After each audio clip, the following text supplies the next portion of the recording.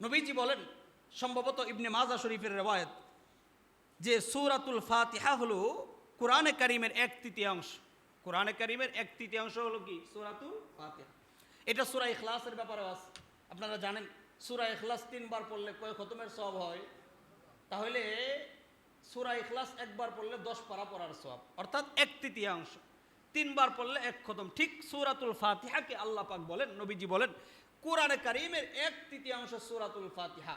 কোন ব্যক্তি 3 বার সূরাতুল ফাতিহা পাঠ করলো মানে সে 1 খতম কোরআনে কারীম পড়ার সওয়াব আল্লাহ পাক তার আমল নামায় দিয়ে দিবে। 8 নাম্বার, সূরাতুল ফাতিহা নবীজি বলেন, ইজা আম্মানাল ইমাম ফাআম্মিনু মান ওয়াফাকা তামিনুহু তামিনাল মালাইকা গুফিরাত লাহু মা তাকদ্দামা মিন যামবিহি। যে যখন ইমাম সাহেব বলে আমিন, তখন তোমরাও পিছনে কি বলো? ইমাম সাহেব যখন বলে ওয়ালা দাল্লিন, তোমরা তখন কি বলো? পিছনে আমিন বলো। কেন? সেই বুখারীর বর্ণনা। আম্মানাল ইমাম ফাআম্মিনু মান ওয়াফাকা তামিনুহু তামিনাল মালাইকা। যদি কোনো ব্যক্তির আমিন বলা ফেরেশতার আমিন বলার সাথে মিলে যা, গুফিরা লাহু মা তাকদ্দামা মিন যামবিহি, ওই আমিন ফেরেশতার আমিনের সাথে মিলার কারণে আল্লাহ পাক তার অতীতের সমস্ত গুনাহগুলো মাফ করিয়া দিবে। কথা বুঝছেননি? তাহলে নামাজের মধ্যে ইমাম যখন বলবে ওয়ালা দাল্লিন, আমরা আস্তে আস্তে চুপে চুপে বলবো আমিন। এই আমিন বলা মানে ফেরেশতারাও তখন আমিন বলে তার আমিনের সাথে মিলে গেলে পিছনের সমস্ত গুনাহ মাফ করে দিবে কে? 9 নাম্বার, সূরাতুল ফাতিহা আল্লাহর সাথে বান্দার বিশেষ গল্পের নাম। সূরাতুল ফাতিহা আল্লাহর সাথে বান্দার এক বিশেষ গল্পের নাম কি? সূরাতুল ফাতিহা। বুঝেন আপনি? জীবনের 20 বছর পার করে দিলেন, 30 বছর পার করে দিলেন, 40 পার করে দিলেন, 50 পার করে দিলেন, নামাজও পড়েন, নামাজও আসেন, সব ঠিক আছে, অথচ কি পড়েন গোড়াটিন কিছুই জানেন না। এলেমের অভাব, জ্ঞানের অভাব। অথচ মুমিন মুসলমান হিসাবে প্রত্যেকটা মানুষের জন্য সূরা ফাতিহার এলেম, সূরা ফাতিহার তর্জমা জানা দরকার ছিল কিনা? আমি 5 ওয়াক্ত নামাজের মধ্যে প্রতিদিন ফরজ নামাজে 17 বার পড়ি, প্রতি বছরে 6325 বার পড়তেছি সূরা ফাতিহা নামাজের মধ্যে, অথচ কি পড়তেছি, কাকে বলতেছি, এটার জবাব কি আসে কিচ্ছু জানি না। আমলের রূহ নাই, আমলের খোরাক নাই, আমলের তৃপ্তি নাই, লাওয়াজ নাই, মজা নাই। মজা পাবেন কিভাবে? বুঝেন না তো, জানেন না। এই জন্য মেরে মুহতারাম ভাই, বেসিক সূরা ফাতিহা সহ 10টা সূরা বাংলা পাওয়া যায়, মোবাইলে পাওয়া যায়, তর্জমা পাওয়া যায়। এতটুকু আগ্রহ জাগে না যে আমি মুমিনের সন্তান, মুসলমানের সন্তান। আপনি ব্রাজিল নিয়ে এত গবেষণা করেন, আর্জেন্টিনা নিয়ে এত গবেষণা করেন, এটা নিয়ে এত মারামারি, এত দ্বন্দ্ব, তাদেরকে দেখেন নাই? ব্রাজিলের যে খেলোয়াড়, তিনি আপনাকে দেখেছে কখনো? আপনি দেখেছেন সরাসরি? তার জন্য মায়া মোহাব্বত করতে গিয়ে দেশ ফাটায় লাইলেন, ঝগড়া বিবাদ সাম্প্রদায়িকতা সব করলেন। আর যে মালিকের কাছে সাড়া দিবেন, যে মালিকের কাছে যাবেন, ওই মালিকের সাথে বান্দার যে গল্প প্রতিদিন 17 বার করে করতেছেন, ওই গল্পের মিনিংটা আমরা অনেকেই জানি না।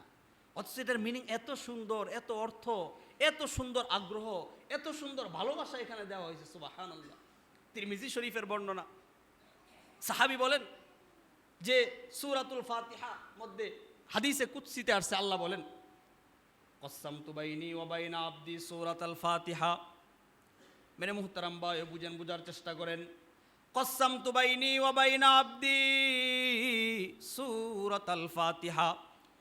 সূরাতুল ফাতিহা এমন একটা সূরা, সূরাতুল ফাতিহা কোরআনে কারীমের এমন এক সূরার নাম, আল্লাহ হাদিসে কুদসিতে বলেন যে সূরাতুল ফাতিহাকে আমি এবং আমার বান্দার মাঝে 2 ভাগে বন্টন করিয়া দিলাম। 2 ভাগে বন্টন করিয়া দিলাম, এটার মানে কি, অর্থ কি? অর্থাৎ বান্দা এক অংশ বলবে, এটার জবাবে আল্লাহ পাক জবাব দিয়া দেয়। এরপরে বান্দা আবার বলবে আরেক অংশ, সেটারও আল্লাহ জবাব দেয়। এভাবে বলতে বলতে বান্দা যখন 7 আয়াতের পরিসমাপ্তি হইয়া যায়, আল্লাহ পাক রব্বুল আলামিন সূরাতুল ফাতিহার মাধ্যমে বান্দার সাথে পরিপূর্ণ এক গল্পের মজমা শুরু করিয়া দেয়। সহিহ বুখারীর বর্ণনা আসছে, নবীজি বলেন, বান্দা যখন নামাজের মধ্যে দাঁড়াইয়া যায়, একাগ্র চিত্রে একেবারে আল্লাহর সামনে দাঁড়াইয়া বলে, আলহামদুলিল্লাহি রাব্বিল আলামিন। আলহামদুলিল্লাহি রাব্বিল আলামিনের সাথে সাথে তরজমা এবং তাফসীরও করে ফেলি। আলহামদুলিল্লাহি রাব্বিল আলামিন অর্থ কি? আলহামদুলিল্লাহি রাব্বিল আলামিন মানে হইল, মালিক সমস্ত প্রশংসা আপনার। আলহামদুলিল্লাহ রাব্বিল আলামিন মানে প্রশংসা কার? আল্লাহর প্রশংসা কেন করবেন? সংক্ষিপ্ত তাফসীর করে দেই। প্রশংসা কেন করেন? কার জন্য প্রশংসা করা হয়? আল্লাহর প্রশংসা কেন করবেন? প্রশংসা তো তারই জন্য করা হয় যিনি আপনার উপর অনুগ্রহ করেছে। সুবহানাল্লাহ কয় না? আপনার উপর একমাত্র অনুগ্রহদাতাকে পৃথিবীতে যখন আপনার কোনো এখনো পর্যন্ত জন্ম হয় নাই, আপনি পৃথিবীতে এখনো পর্যন্ত আগমন করেন নাই, তখনও আপনার উপরে দয়া ছিল কার? পেটের মধ্যে যখন আপনি এক ফোঁটা নাপাক পানি যখন আপনার রেহেমের মধ্যে পৌঁছাইয়া দেওয়া হয়, ওই রেহেমের পানিটাকে সংরক্ষণের দায়িত্ব নিয়েছে কে? এই পানি থেকে আস্তে আস্তে পানিকে রক্তের মধ্যে পরিবর্তন করেন, রক্তকে আস্তে আস্তে জমাটবদ্ধ রক্ত পরিবর্তন করেন, এরপরে জমাটবদ্ধ রক্তকে আস্তে আস্তে মাংসপিণ্ডে তৈরি হইয়া যায়। এই মাংসপিণ্ডকে আস্তে আস্তে মানুষের রূপ নিয়ে জন্মদান পর্যন্ত সমস্ত দয়া এবং অনুগ্রহ একমাত্র কে করেছে? আল্লাহ বলেন তাহলে আমার প্রশংসা করবা না কার প্রশংসা করবা? সুবহানাল্লাহ বলে না। আল্লাহ বলেন প্রশংসা আমার করবা না কার করবা? আলহামদুলিল্লাহ রাব্বিল আলামিন, সমস্ত প্রশংসা মালিক আপনার। এই কথা যখন বান্দা নামাজের মধ্যে দাঁড়াইয়া বলে, মালিক সব প্রশংসা তোমার, নামাজ পড়তেছি প্রশংসা তোমার, জিকির করতেছি প্রশংসা তোমার, রোজা রাখতেছি প্রশংসা তোমার, ইবাদত করতেছি প্রশংসা তোমার, সুস্থ রাখছেন প্রশংসা তোমার, অসুস্থ বানান নাই প্রশংসা তোমার, ছেলেকে বিদেশ পাঠানোর জন্য যে আপনি সক্ষমতা দিলেন এই জন্য প্রশংসা তোমার। এই জন্য আল্লাহ বলেন প্রশংসা শুধু তোমরা করবা তাই না, প্রশংসা করা এত গুরুত্ব যে আমি আল্লাহ আমার নিজের প্রশংসা আমি নিজেই করিয়া বললাম আলহামদুলিল্লাহি রাব্বিল আলামিন, সমস্ত প্রশংসা আমি আল্লাহর। এই স্লোগান যখন বান্দা নামাজের মধ্যে দাঁড়াইয়া দেই যে মালিক সব প্রশংসা তোমার, ওই যে বলছিলাম সূরা ফাতিহার 8 নম্বর ফজিলত 8 নম্বর ফজিলত, সূরা ফাতিহা মানে বান্দা এবং আল্লাহর সাথে এক প্রকার গল্প। সুবহানাল্লাহ বলেন। বান্দা এবং আল্লাহর মাঝে এক প্রকার গল্পের নাম সূরাতুল ফাতিহা। এবার বান্দা বলে আলহামদুলিল্লাহি রাব্বিল আলামিন, যে সমস্ত প্রশংসা মালিক তোমার। আল্লাহ এটার জবাবে কি বলে জানেননি? আল্লাহ বলে হামিদানি আবদি ওয়া আবদুকা। সুবহানাল্লাহ বলে না? আল্লাহ বলে হামিদানি আবদি ওয়া আবদুক, যে আরে বান্দা তুই সাবালক হওয়ার পরে সুস্থ মস্তিষ্ক নিয়ে নামাজের মধ্যে দাঁড়াইয়া আমি আল্লাহর প্রশংসা করলি, আমি আল্লাহ পাক তোমার প্রশংসার জবাবে আমি আল্লাহ তোমাকে প্রশংসিত বানায়া দিলাম। এবার বান্দা বলে আর রহমানির রহিম। এবার আল্লাহ এটার জবাবও দেই আসনা আলাইয়া আবদি, কিরে বান্দা তুই আমার রহমানুর রহিমের প্রশংসা করলি, তাহলে আলহামদুলিল্লাহি রাব্বিল আলামিনের তরজমা মালিক সমস্ত প্রশংসা তোমার জন্য করলাম। এরপরে আবার আর রহমানির রহিম, যে প্রশংসা কেন করেন, প্রশংসা কেন করা হয়, তিনি যে রহমান। সুবহানাল্লাহ।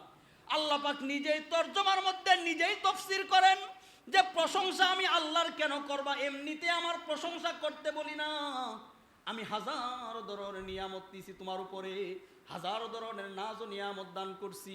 শুধু মানুষকে নিয়ামত দিছি এমন না, শুধু মানুষকে আমি আল্লাহ পাক হেদায়েত দিছি বিষয়টা এমন না। যত মাখলুকাত আছে পৃথিবীর মধ্যে সমস্ত মাখলুকাতকে প্রতিনিয়ত পরিচালিত করেন কে? আপনি তো বাচ্চা মানুষ জন্মগ্রহণ করেছেন, হাজারো ধরনের ডাক্তার নার্স আশেপাশে দাইমা অবস্থিত, আপনার কি প্রয়োজন সব কিছু তারা করে। বলেন তো দেখি, সেই বন জঙ্গলের মাঝে একটা বাঘের যে বাচ্চা হয় তার শুশ্রূষা করে কে? তার সেবা কে দেয়? আরে একটা বকরির বাচ্চার যখন জন্ম হইয়া যায়, বকরির বাচ্চা জন্ম হওয়ার পরে বকরির মায়ের উলান অনেক শক্ত হয়, স্বাভাবিক, এটা সায়েন্স, অনেক শক্ত হয়। বলেন তো দেখি, এই শক্ত অবস্থায় বকরি যদি মায়ের উলানের মধ্যে দুধ টানে, দুধ বের হবে নি? কথা কয় না? উলান যদি শক্ত হয় মায়ের দুধ বের হয় না। আল্লাহ সাথে সাথে বকরিকে বুঝাইয়া দিলেন, তুমি তোমার একটু এই মাথা দিয়া বকরির উলানের মধ্যে গুতা দেও। বলেন তো 5 মিনিট আগে বকরির যেই বাচ্চার জন্ম হয়, ওই বাচ্চাকে কে শিখাইলো এবার গুতা দিয়া নরম কইরা দুধ খাওয়ার শিক্ষাদানের পদ্ধতি কে শিখাইলো? আল্লাহ বলেন শুধু আমি মানুষকে আর রহমানির রহিম না, পৃথিবীর মধ্যে যত মাখলুক, বন জঙ্গলে যত মাখলুক, পানির নিচে যত মাছ, যত মাখলুকাতের পরিসমাপ্তি হয়, সমস্ত মাখলুকাতের জন্য আমি আল্লাহ রহমান। সুবহানাল্লাহ বলে না? আল্লাহ বলেন তাহলে আলহামদুলিল্লাহি রাব্বিল আলামিন, সমস্ত প্রশংসা মালিক তোমার। আল্লাহ বলে হামিদানি আব্দি ওয়া আব্দুকা। এবার বান্দা বলে আর রহমানির রহিম। তুমি যে রহমান, তুমি যে রহিম, রহমান এবং রহিমের তাফসীরে যাওয়ার কোনো সুযোগ নাই। তুমি রহমান, তুমি রহিম, এই জন্য তোমার প্রশংসা করি। এবার তৃতীয় আল্লাহ বলেন আসনা আলাইয়া আব্দি, তুই আমার প্রশংসা করলি, তুই আমার গুণ কীর্তন করলি, তুই আমার উপাধি দিলি রহমান। আমি আল্লাহ আসনা আলাইয়া আব্দি, আমি আল্লাহ তোমাকে সমাজের মধ্যে সবচাইতে দামি, শ্রেষ্ঠ এবং প্রশংসিত বানায়া দিলাম। এবার বান্দা বলে মালিক ইয়াউমিদ্দিন। মালিক ইয়াউমিদ্দিন মানে কি? মানে আপনি বিচার দিবসের মালিক। ময়দানে মাহশরে একটা দিবস হবে যেখানে মানুষের আমল পরিমাপিত হবে, সমস্ত আমলের গণনা হবে। এটাকে কি বলা হয়? বিচার দিবস। আল্লাহ বলেন আমি কেমন জাননি? মালিক ইয়াউমিদ্দিন, আপনি বিচার দিবসের মালিক। দেখেন, একটা হইল মালিক আর একটা হইল বিচারপতি।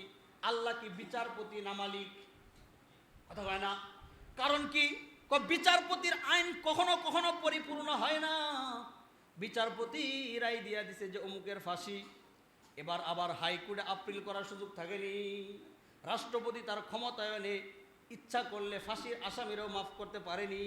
এই জন্য আল্লাহ বলেন আমি কোনো বিচারপতি না, আমি আল্লাহ ময়দানে মাহশরে কারো ব্যাপারে যদি জান্নাতের ঘোষণা দিয়া দেই, পৃথিবীর কোনো বাপের বেটার ক্ষমতা নাই ওই ব্যক্তিকে জান্নাত থেকে জাহান্নামে নেওয়ার জন্য। কথা ঠিক কিনা? আল্লাহ বলেন আমি না শুধু বিচারক না, মালিক ইয়াউমিদ্দিন, আমি বিচার দিবসের মালিক। আমার সিদ্ধান্তই চূড়ান্ত সিদ্ধান্ত। আমি হাজারো বছরের কাফেরকেও জান্নাত দিতে পারি, ইমানের বদৌলতে দিয়া দেই। আবার হাজারো বছরের মুসলমানকেও বেঈমানির কারণে আমি জাহান্নামে দিব। আমি কারো কোনো তোয়াক্কা করব না। সুবহানাল্লাহ। আল্লাহ বলেন মালিক ইয়াউমিদ্দিন, আমি না বিচার দিবসের মালিক। কথা বুঝছেন নি? এই যে এতক্ষণ পর্যন্ত আলহামদুলিল্লাহ সমস্ত প্রশংসা মালিকের, বুঝেন সূরা ফাতিহা কি জিনিস। আর রহমানির রহিম মালিকের সিফাতের বর্ণনা হয়, মালিক ইয়াউমিদ্দিন আল্লাহ পাকের বিচার দিবসের মালিকত্ব বর্ণনা হয়। ইয়াকা নাবুদু, সুবহানাল্লাহ বলে না? এবার বান্দা আল্লাহর প্রশংসা করতে করতে আল্লাহকে আরো খুশি করার জন্য বলে ইয়াকা নাবুদু, যেহেতু আপনি রব, আপনি প্রতিপালন করেন, আপনি রহমান, আপনি রহিম, মালিক ইয়াউমিদ্দিন, আপনি শুধু দুনিয়ার মালিক তাই না, আপনি পরকালের মালিক, বিচার দিবসের মালিক। এই সব কিছু আমার জেহেনের মধ্যে রাইখা আমি নামাজের মধ্যে দাঁড়ায় ঘোষণা দিলাম ইয়াকা নাবুদু কানাবুদু কানাবুদু, যে মালিক আমি শুধু তোমারও ইবাদত করলাম। সুবহানাল্লাহ কয় না? ইয়াকা নাবুদু, ইবাদত হবে একমাত্র কার? নাকি বাবার কাছে গিয়ে সন্তান চাওয়া যাবে? কথা কয় না?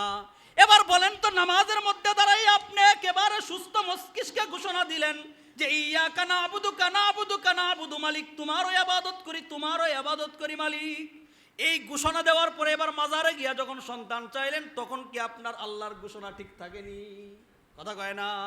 এবার আপনি মাজারে গিয়া যখন সন্তান চান, বাবার কাছে সন্তান চান, মাজারে গিয়া যখন সেজদা দেন, বলেন তো নামাজের মধ্যে যেই ঘোষণা দিলেন শুধু ইবাদত তোমার করি, আর এই কাজের সাথে কোনো মিল আসেনি? আল্লাহ বলেন এমন অমিল কথা দিয়া পরিপূর্ণ হেদায়েত পাওয়া যায় না। শুধুই ইবাদত করি তাই না, ওয়া ইয়াকা নাস্তাইন। সুবহানাল্লাহ বলে না? এত মজা সূরা ফাতিহার তরজমা যে ইয়াকা নাবুদু ওয়া ইয়াকা নাস্তাইন, আগের তিন গুণকে মাথায় রাখি আমি চতুর্থবার সিদ্ধান্ত দিলাম ইয়াকা নাবুদু, মালিক শুধুই তোমার ইবাদত করব, শুধুই নামাজ তোমার জন্য পড়ব, শুধুই রোজা তোমার জন্য রাখব, শুধুই হজ তোমার জন্য করব, শুধুই দান তোমার জন্য করব, শুধুই ইবাদত তোমার, তুমি ব্যতীত আর কারো কোনো দিন ইবাদত করব না মালিক। অতএব ইবাদত যেহেতু তোমার করব, রিজিক কি আরেকজনে দিবেনি? কথা কয় না? আল্লাহ রিজিক ঢুকায় দিলেন ওয়া ইয়াকা নাস্তাইন। আমি যেহেতু তোমারও ইবাদত করব, অতএব আমি রিজিক কোনো দেবীর কাছে চাইব না।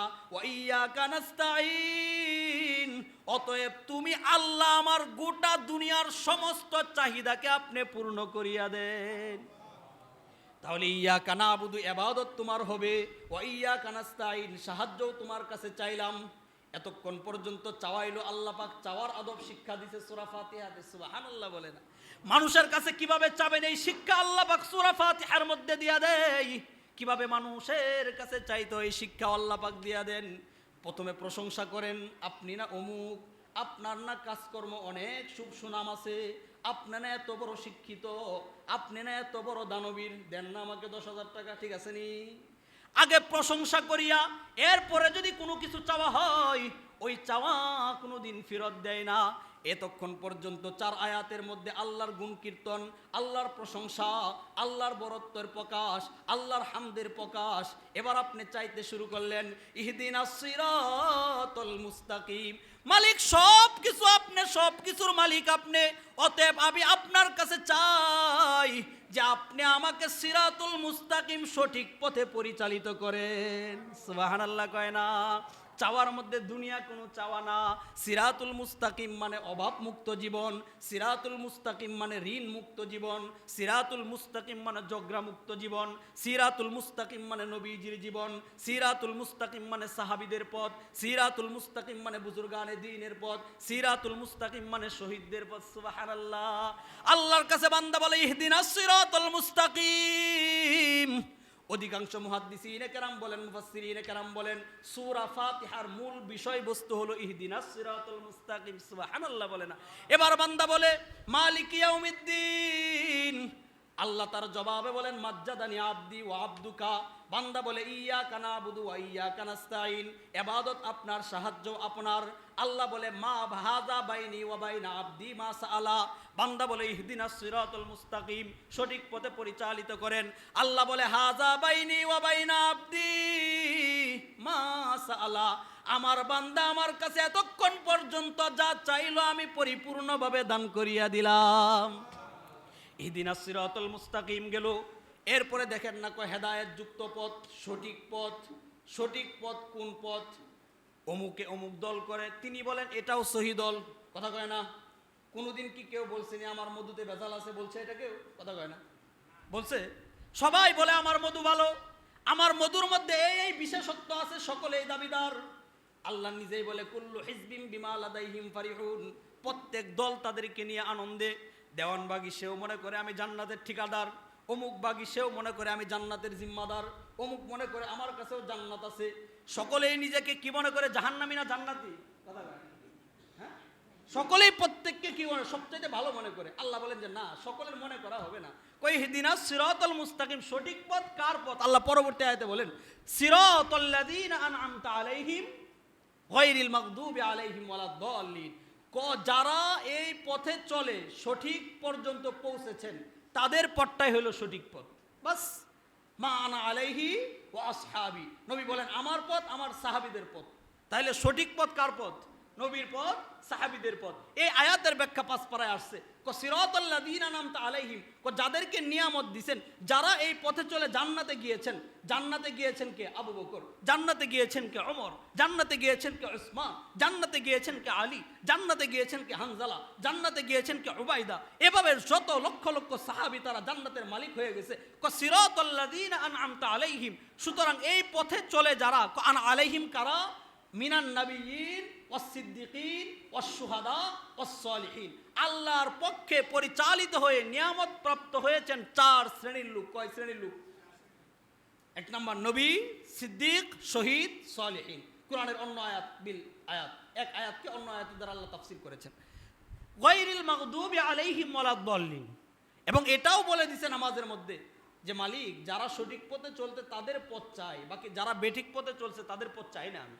ইহুদিদের পথ আমি চাই না, গায়রিল মাগদুব ওয়া মা আনা ইয়াহুদি। ইহুদিদের পথ চাই না, ওয়ালাদ-দাল্লিন নাসারাদের পথ চাই না, খ্রিস্টানদের পথ চাই না। তাহলে বলেন তো দেখি, আপনি নামাজে দাঁড়ায় বললেন গায়রিল মাগদুবি আলাইহিম ওয়ালাদ-দাল্লিন, নামাজটা পড়ে গিয়ে বড় প্রজেক্টর নিয়ে এই ব্রাজিল আর্জেন্টিনা খেলার মধ্যে লেগে গেলেন, এই কুফরি শিরিকের মধ্যে লিপ্ত হয়ে গেলেন। তাহলে নামাজের বলা আর বাহিরের কাজে কোনো মিল আছে? কোনো মিল নেই। বাস নামাজ যাই কয়ে যে এখানে চলে যা, নামাজের সব শর্ত শারায়াত মিলে না, নামাজ কবুল হয় না।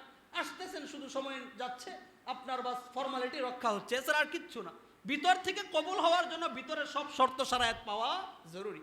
মেরে মুহতারাম ভাই, তাহলে 8 নম্বর সূরা ফাতিহার ফজিলত ছিল যে সূরা ফাতিহা আল্লাহ এবং বান্দার সাথে এক প্রকার গল্পের নাম সূরাতুল ফাতিহা। 9 নাম্বার ফজিলত, এক কিতাবের মধ্যে আসছে যদি কোনো ব্যক্তি লাগাতার 41 দিন সূরাতুল ফাতিহা পড়ে, নির্দিষ্ট একটা সময় করে, ওই ব্যক্তির যদি সন্তান না হয় আল্লাহ পাক সন্তান দিয়ে দিবেন। ব্যক্তি যদি ঋণগ্রস্ত হয় আল্লাহ ঋণ থেকে মুক্তি দিয়ে দিবেন। চাকুরি হয় না, চাকুরির ব্যবস্থা করে দিবেন। এটার বহুত বুড়ি বুড়ি আমল আছে, মাকবুলিয়াত আছে।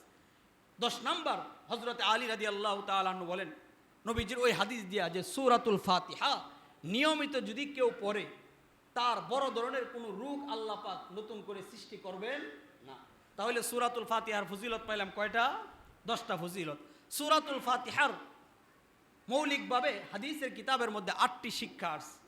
সূরা ফাতিহার পরিচয় জানলাম, সূরা ফাতিহার ফজিলত জানলাম, তরজমা এবং সামান্য তাফসীর জানলাম। সূরা ফাতিহার 3 নাম্বার বিষয় হলো শিক্ষা। এটাতে কি শিক্ষা দেয় আল্লাহ পাক? প্রতিদিন সূরা ফাতিহা যে নামাজের মধ্যে পড়তেছি, কি শিক্ষা নিচ্ছি, কি মেসেজ নিচ্ছি? সূরা ফাতিহার মৌলিকভাবে 8টা শিক্ষা। কয়টি শিক্ষা? 8টি। 1 নাম্বার, সূরা ফাতিহার মধ্যে কোরআনে কারিমের মৌলিক 3টি বিষয়। কোরআনে কারিমের মূল বিষয় কয়টা? তাওহীদ, রিসালাত, আখিরাত। তাওহীদ, রিসালাত, আখিরাত। আল্লাহর বিশ্বাস, শিরিক মুক্ত ঈমান হওয়া, নবীজির বিশ্বাস, এটার মধ্যে কোনো কাজকর্মের মধ্যে কোনো বেদাতি কাজকর্মে জড়ানো যাবে না। নাম্বার 3, পরকালের বিশ্বাস রাখা। এই 3টা বিষয় সূরাতুল ফাতিহার মধ্যে বর্ণিত হয়েছে। এই জন্য এই 3টা বিষয়ের পুঙ্খানু, কেউ কেউ বলেন 8টি বিষয়, আল্লাহর হেদায়েত, আল্লাহর প্রশংসা, ইবাদত, দুআ, নেককারদের পথ, অসৎ লোকদের থেকে বিরত থাকা, এইগুলার প্রতি বিশ্বাস করা হলো সূরা ফাতিহার কয় নাম্বার শিক্ষা? তাহলে আমরা তাওহীদবাদে বিশ্বাসী, আল্লাহকে বিশ্বাস করতে হবে। নবীজির রাসূলুল্লাহর সিরাত, নবীজির রেখে যাওয়া যে আমানত, পুরা দ্বীনের উপর বিশ্বাস রাখা, পরকালের প্রতি কি রাখা? বিশ্বাস রাখা। নাম্বার 2, সূরা ফাতিহার দ্বিতীয় শিক্ষা হলো সর্ব অবস্থায় প্রশংসা করতে হবে কার? যেটা বোঝানোর জন্য আল্লাহ নিজেই প্রশংসা করেছেন, আলহামদুলিল্লাহি রাব্বিল আলামিন। আল্লাহ বলেন আমার প্রশংসা করবা না, করবা কার প্রশংসা? আমি তো রব, আর প্রশংসা শুধুই রব্বের হয়। রব মানে যিনি প্রতিপালন করেন, তখনও যখন আপনার প্রয়োজন, তখনও যখন আপনার প্রয়োজন নাই। তাহলে দ্বিতীয় শিক্ষা হলো আল্লাহর প্রশংসা করা। 3 নাম্বার শিক্ষা হলো মালিক ইয়াউমিদ্দিন, ইয়্যাকা না'বুদু ওয়া ইয়্যাকা নাস্তাঈন। ইবাদত শুধুমাত্র কার করা? আল্লাহর করা। 4র্থ শিক্ষা, সাহায্য একমাত্র কার কাছে চাওয়া? দুনিয়ার কারো কাছে কোনো সাহায্য হাকিকিভাবে চাওয়া যাবে না। আপনার মধ্যস্থতা, সাহায্যের হুকমি নেওয়া যাবে, বা ওই মৌলিকভাবে সাহায্য করবে কে?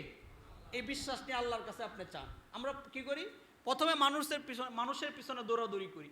এটা না হলে একেবারে ঠেকে গেলে তখন মসজিদ মাদ্রাসা আয়েশা হুজুরদের কাছে কি চাই? দোয়া চাই। অথচ তরিকা ভিন্ন। আপনি সব আল্লাহর কাছে বলতেই থাকেন, এরপরে দুনিয়ার ওয়াসাইল মাধ্যম গ্রহণ করেন। 5 নাম্বার, দোয়ার আদব শিক্ষা দিছে। দোয়া কিভাবে করতে হয় এটা সূরা ফাতিহা শিক্ষা দিছে। দোয়ার আদব হলো এই, আপনি আল্লাহর কাছে দোয়া করেন, আল্লাহর প্রশংসা করেন, আল্লাহর গুণ কীর্তন করেন, আল্লাহর বরত্ব প্রকাশ করেন, এরপরে বলেন মালিক তুমি না আমাকে সঠিক পথে পরিচালিত করো। এর মধ্যে 6 নাম্বার, হেদায়েত চাওয়া শিক্ষা দিছে। কি চাওয়ার শিক্ষা দিছে? আল্লাহর কাছে সব সময় হেদায়েত চাওয়া। হাজারো ঘটনা আছে এমন যে বহুত বড় বুজুর্গ 1 মিনিট ভিতরে কিবির, অহংকার আসার কারণে, আপনারা জানেন জুনায়েদ বাগদাদির উস্তাদের ঘটনা, একটু মনের মধ্যে হিংসা আসার কারণে তাকে খ্রিস্টানদের খ্রিস্ট মেয়ে বিবাহ করলেন। খ্রিস্ট মেয়ের গাদা চড়াইছে, আপনার শুকুর চড়াইছে প্রায় দীর্ঘ 1 বছর। এই জন্য এলেম, আমল, আখলাক, মুসলমান এগুলা গর্বে বরত্বের কোনো বিষয় না। যে কোনো সময় আল্লাহর হেদায়েত ছুটে গেলে, পদস্খলন ঘটলে আপনি মাহরুম হয়ে যাবেন। এই জন্য আল্লাহর কাছে কি চাওয়া? হেদায়েত চাওয়া। হেদায়েত 4 প্রকার। হেদায়েত কয় প্রকার? হেদায়েত আবার 4 প্রকার। 1 প্রকার হেদায়েত ব্যাপক হেদায়েত, হেদায়েত আম্মা, যেমন আসছে অকালু রব্বুনাল্লাযী আতা কুল্লা শাইইন খালকাহু সুম্মা হাদা। ব্যাপক হেদায়েত আল্লাহ পাক সমস্ত মানুষকে দিছে, হিন্দুকে দিছে, মুসলমানকে দিছে, কাফেরকে দিছে, পশু পাখিকে দিছে, গরু ছাগলকে দিছে। এই হেদায়েত মানে পথ দেখানো। গরু ছাগল পাখি, চড়ুই পাখি বাসা কিভাবে বানাইবো এটা আমি কোনোদিন শিখাইছি তাকে? এলাকার সভাপতি কোনোদিন শিখাইছে না। এই পাখি কিভাবে বানাইবে শিক্ষা দিছে কে? আল্লাহ বলেন রব্বুনাল্লাযী আতা কুল্লা শাইইন খালকাহু সুম্মা হাদা। পৃথিবীর সমস্ত মাখলুকাতকে কিভাবে পরিচালিত হবে শিক্ষা দিয়েছে কে? আল্লাহ। 2 নাম্বার হেদায়েত, হেদায়েত বিল বয়ান ওয়াল ইরশাদ। বয়ানের মাধ্যমে, কোরআনের স্পষ্ট বাণীর মাধ্যমে মানুষদেরকে দ্বীনের দিকে ডাকা। এই দায়িত্ব হলো নবী, সিদ্দিক এবং আপনার কিয়ামত পর্যন্ত আনেওয়ালা উলামায়ে কেরামের কি দায়িত্ব? এটা যে তারা মানুষদেরকে দ্বীনের পথে ডাকবেন। 3 নাম্বার হেদায়েতুত তৌফিক। আপনার সব কিছু আছে, আপনি এলেম জানেন, শিখছেন, কিন্তু আপনি হেদায়েত পান নাই, তৌফিক লাগে। আল্লাহর পক্ষ থেকে তৌফিক না হলে হেদায়েত পাওয়া যায় না। সূরা কসাসের মধ্যে 56 নং আয়াতে আসছে, নবীজিকে বলেন আপনার চাচা আবু তালেবকে নিয়ে আপনি এত ব্যস্ত হয়ে গেছেন, লাভ নাই, তার কপালে হেদায়েত নাই। আল্লাহর তৌফিক যদি না হয়, আর তৌফিক মানে হলো নিজের সৎ ইচ্ছা। আপনি নামাজ পড়েন না যে হুজুর আল্লাহর তৌফিক হয় না এই জন্য নামাজ পড়ি না, আপনি বুকার সাগরে আছেন। নিজের সৎ ইচ্ছার নামই হইল তৌফিক। তাহলে আবু তালেব মুসলমান হয় নাই, কার তৌফিক ছিল না? আল্লাহ বলেন ইন্নাকা লা তাহদি মান আহবাবতা ওয়ালাকিন্নাল্লাহু ইয়াহদি মান ইয়াশা। আপনি আবু তালেবের যতই মহব্বত করেন, যতই ভালোবাসেন, যতই কান্না করেন, তার কপালে হেদায়েত নাই। 4 নাম্বার হেদায়েতের প্রকার হলো হেদায়েত বিল জান্নাহ। আল্লাহ পাক মানুষদেরকে জান্নাতের পথে কি করেন? পরিচালিত করেন। এখানে কোরআনে কারীমের আয়াত আসছে যে আল্লাহ পাক মানুষদেরকে বেছে বেছে কিয়ামতের দিনেও যাদেরকে জান্নাতের নাম ঘোষণা আসবে তাদেরকে জান্নাতের দিকে পথে পরিচালিত করবেন কে? তাহলে ইহদিনাস সিরাতাল মুস্তাকিম 6 নাম্বার শিক্ষা, আল্লাহর কাছে কি চাওয়া? হেদায়েত চাওয়া। 7 নাম্বার শিক্ষা সিরাতাল লাযিনা আনআমতা আলাইহিম, হেদায়েত প্রাপ্ত লোকদের পথে পরিচালিত হওয়া। 8 নাম্বার যে সৎ লোকদের সাথিত্ব গ্রহণ করা, অসৎ লোকদের সাথিত্ব গ্রহণ না করা। সৎসঙ্গে সর্বভাস, অসৎ সঙ্গে সর্বনাশ। ভালো মানুষের সাথে চলবেন, 3 জন ভালো মানুষের সাথে চলেন, আপনি 4 নাম্বার ভালো মানুষ। আপনি 3 জন খারাপ মানুষের সাথে চলেন, লিখে রাখেন আপনি 4 নাম্বার খারাপ লোকটার নামের তালিকায় আপনার নাম থাকবে। এই জন্য ভালো মানুষের সাথে চলা, এটা সূরা ফাতিহার শিক্ষা। খারাপ মানুষের সঙ্গ, খারাপ মানুষের সাথিত্ব, খারাপ মানুষের সাথে না চলা, এটা সূরা ফাতিহার শিক্ষা। এটা এখন কথা হলো হেদায়েত পাওয়া যাবে কিভাবে? হেদায়েত পাওয়ার মৌলিকভাবে উপায় 5টা। কয়টি উপায়? কোরআনে কারীমের তেলাওয়াত করা, নামাজ পড়া, বেশি বেশি ইহদিনাস সিরাতাল মুস্তাকিম পড়া। 4 নাম্বার বেশি বেশি সৎ লোকদের বৈঠকে যাওয়া, আল্লাহওয়ালা বুজুর্গদের মজলিসে যাওয়া। 5 নাম্বার বেশি বেশি তওবা করা, ইস্তেগফার করা। তাহলে মোটামুটি আমরা সূরা ফাতিহার তরজমা, তাফসীর, সূরা ফাতিহার একটা ধারণা আমাদের হয়েছে আলহামদুলিল্লাহ। এই জন্য প্রতিদিন নামাজের মধ্যে যে সূরাটা পড়তেছি, কি বলতেছেন আল্লাহ পাক, কি বলতে চাচ্ছেন, এগুলো আমরা জেনে বুঝে, যারা পারি না সূরা ফাতিহার তেলাওয়াত শিখবো, এরপরে তরজমা শিখবো, তাফসীর পড়ার চেষ্টা করব। আল্লাহ পাক আমাদেরকে আমল করার তৌফিক দান করুক। নাসরুম মিনাল্লাহি ফাতহুন করিব। যারা কবলাল জুমা